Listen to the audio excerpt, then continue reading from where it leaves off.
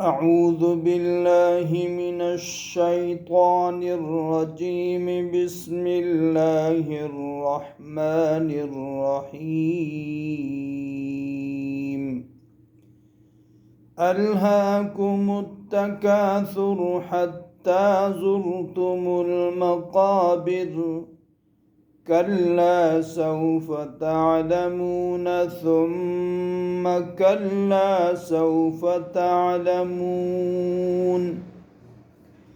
كلا لو تعلمون علم اليقين لترون الجحيم ثم لترونها عين اليقين ثم لتسألن يومئذ عن النعيم.